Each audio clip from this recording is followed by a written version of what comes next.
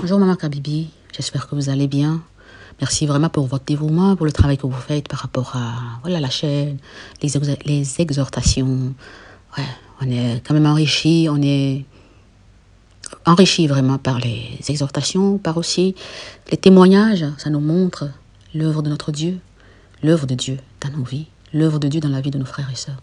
Merci encore. Alors je viens pour, par rapport à un rêve que j'ai fait cette semaine, où c'était, ça m'a paru un peu bizarre, donc j'aimerais la soumettre pour voir si le pasteur Amadou pourra me l'interpréter. Donc voilà, mon rêve il commence comme ça.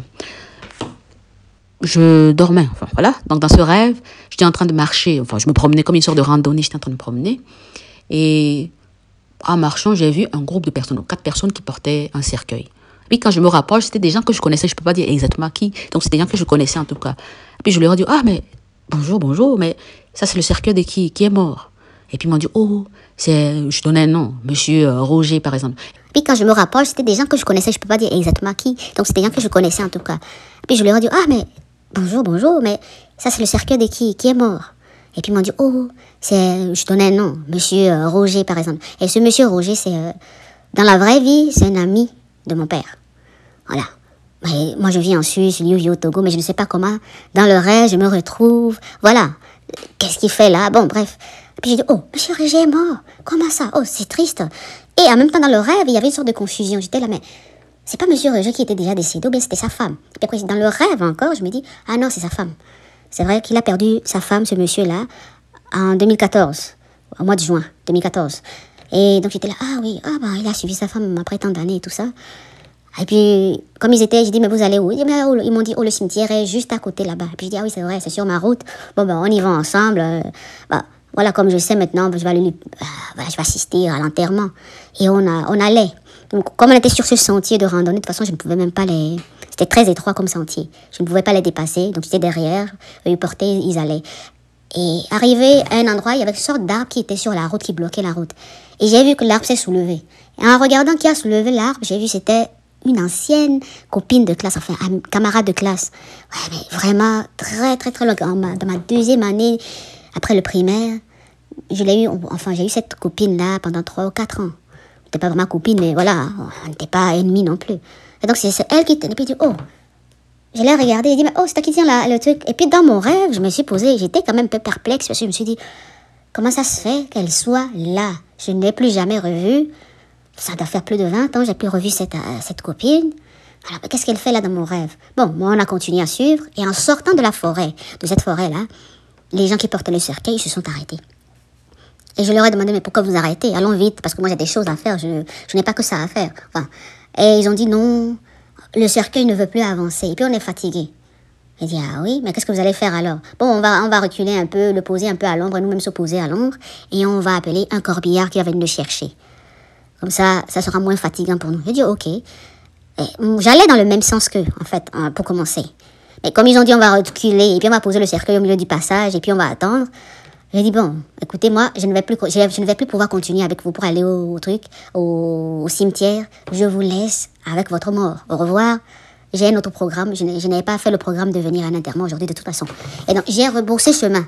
Et donc, j'ai continué, je leur ai dit au revoir. Eux, ils étaient assis, ils attendaient le corbillard. Ils ont sorti le téléphone pour appeler un corbillard pour venir chercher le cercueil. Et j'ai dit, enterrez bien ce monsieur. Bon, ça me fait de la peine, mais je ne le connais pas plus que ça. C'était un ami de mon père, et puis voilà. Et j'ai rebroussé chemin, je suis repartie. Et j'ai vu ma copine là qui me tenait encore l'arbre pour que je puisse passer. Et je lui ai dit merci, et puis je suis passée. Et donc, en allant, j'ai descendu des escaliers, puis je suis montée sur un observatoire. Enfin, c'était une sorte de pont.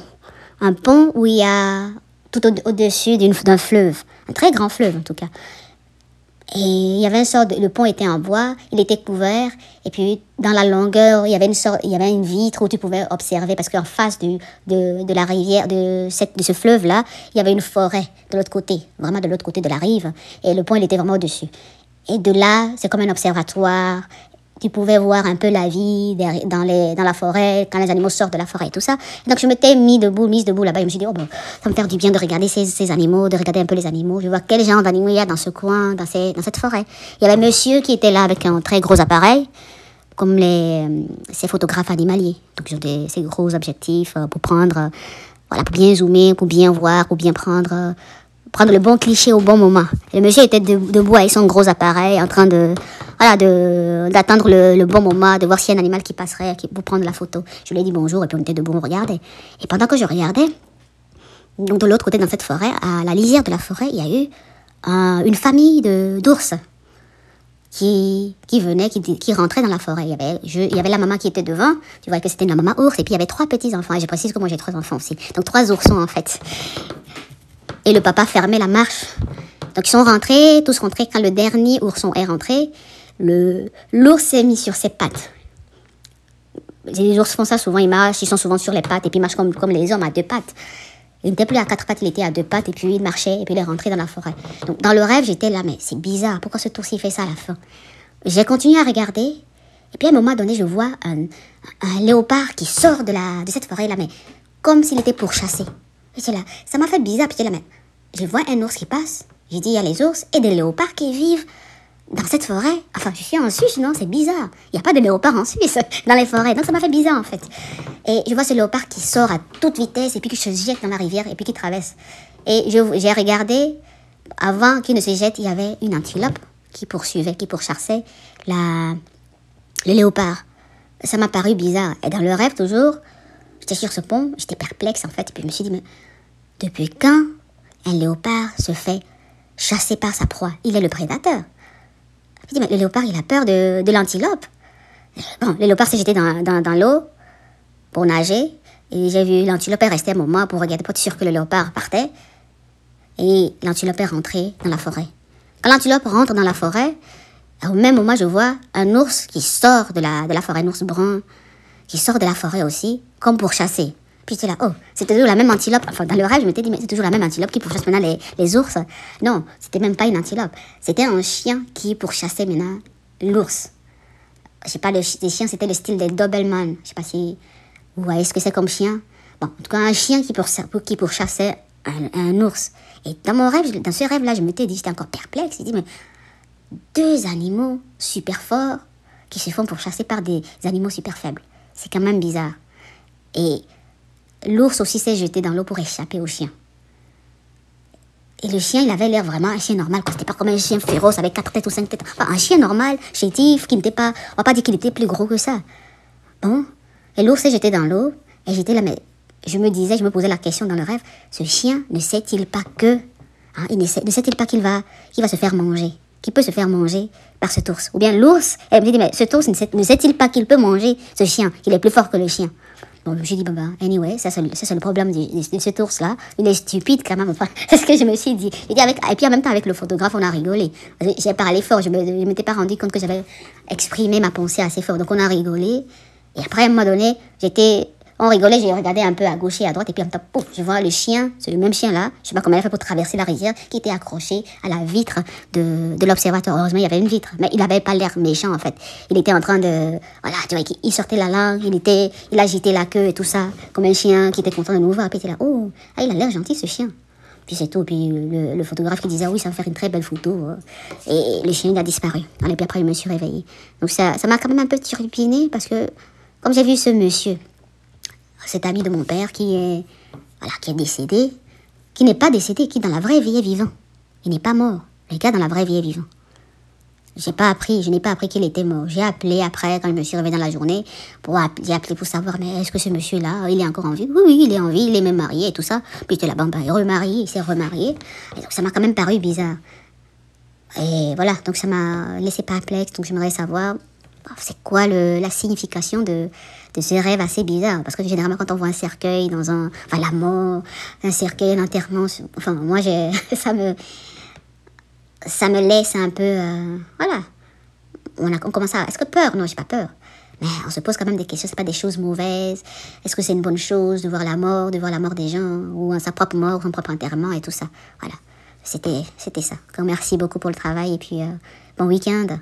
Que le Seigneur vous garde, vous conduise, qu'il renouvelle vos forces, à vous déjà, et puis aussi au pasteur Amadou, qu'il soit renouvelé, conduit, fortifié dans ce qu'il fait.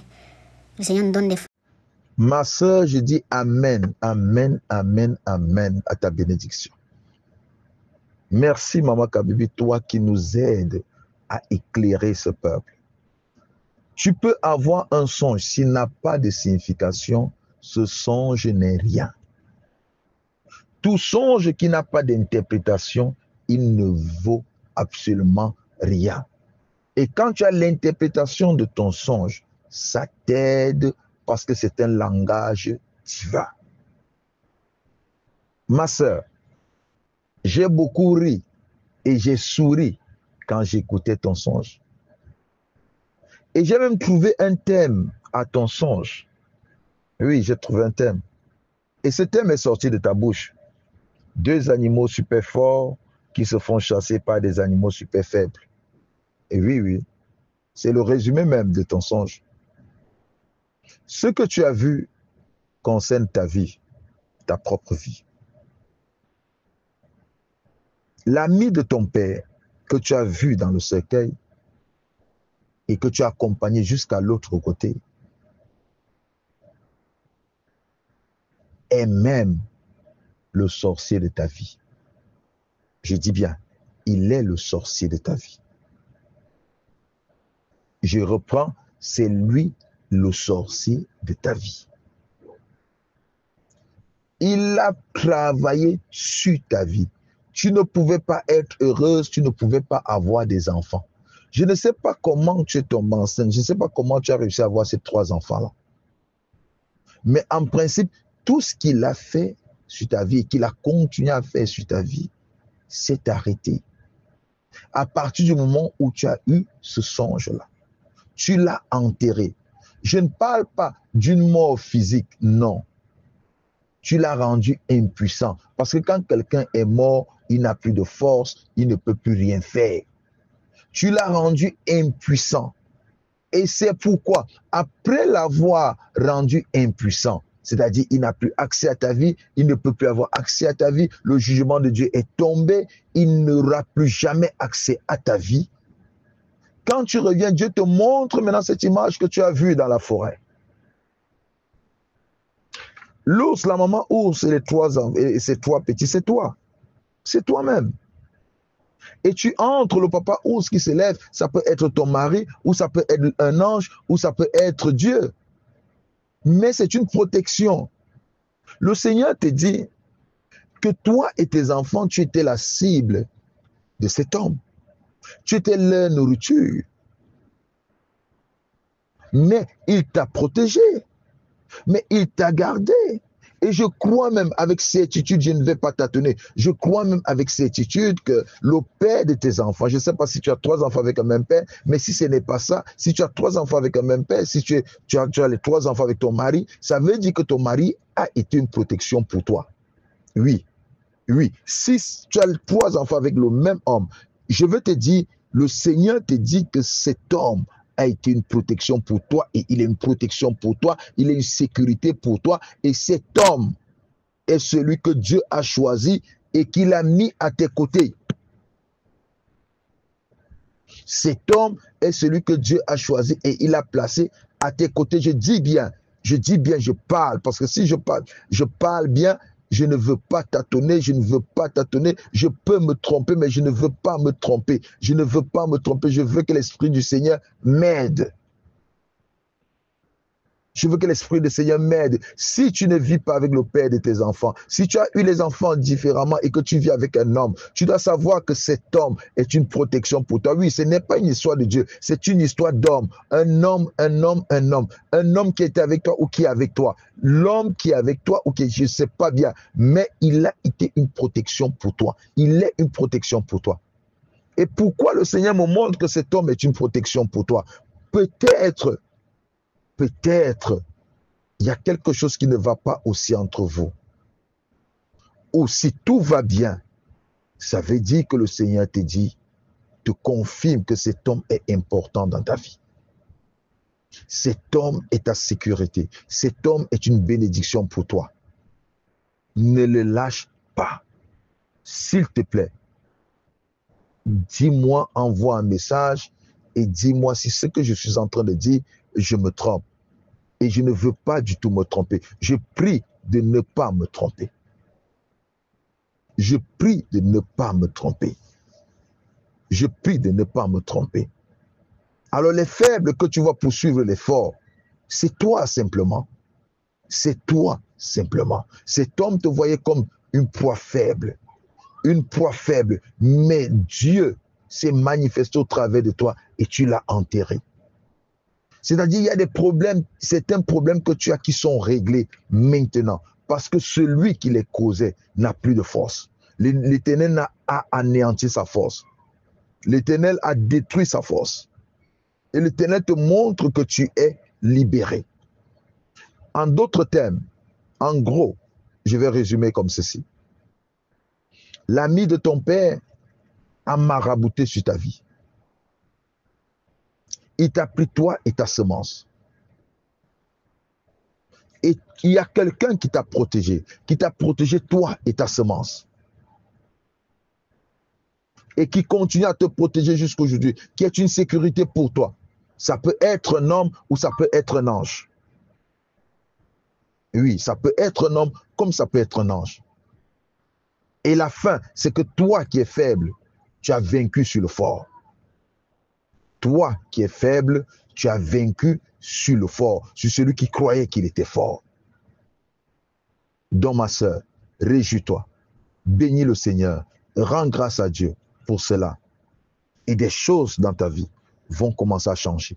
Des choses qui ne marchaient pas, toutes les barrières qui étaient devant toi, causées par cet homme, ces barrières tomberont. Le Seigneur te dit, tu es libre. Il y a une nouvelle ère qui commence dans ta vie. Une nouvelle ère qui commence dans ta vie. Je le déclare au nom de Jésus. Sois béni.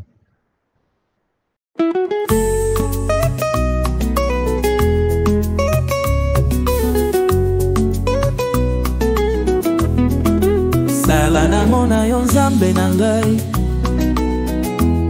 na bomoi na ngai lakisa na ngai, lisusu bolingo na yo, na tatula monene na yo.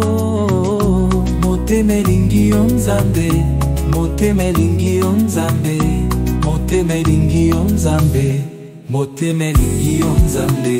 Sala na mona yo.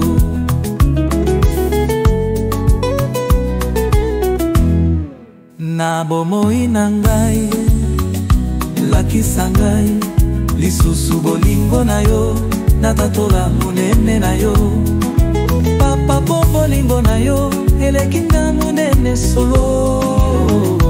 Motema elingi yo nzambe, motema elingi yo nzambe, motema elingi yo nzambe. Sala na mona yo. Papa na mona yo nzambe na ngai, sala lisusu nzambe na ngai, sala pardon nzambe na ngai.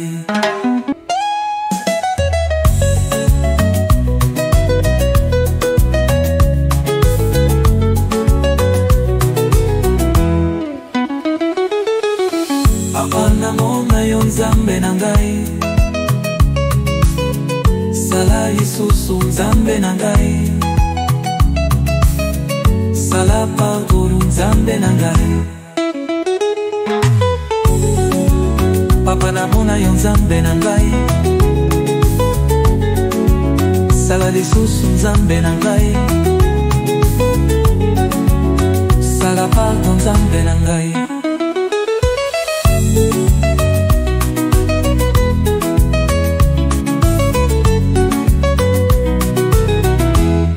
Na bomoi na ngai, lakisa ngai, lisusu bolingo na yo, na tatola monene na yo. Papa po bolingo na yo, eleki na monene solo. Motema elingi yo nzambe, motema elingi yo nzambe, motema elingi yo nzambe. Sala na mona yo. Papa na mona yo nzambe na ngai, sala lisusu nzambe na ngai, sala pardon nzambe na ngai.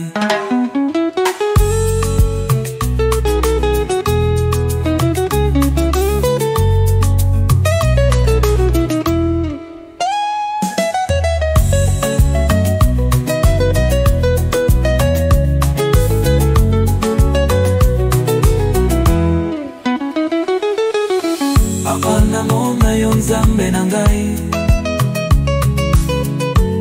sala lisusu nzambe na ngai, sala pardon nzambe na ngai. Papa namona yo nzambe na ngai, sala lisusu nzambe na ngai, sala pardon nzambe na ngai.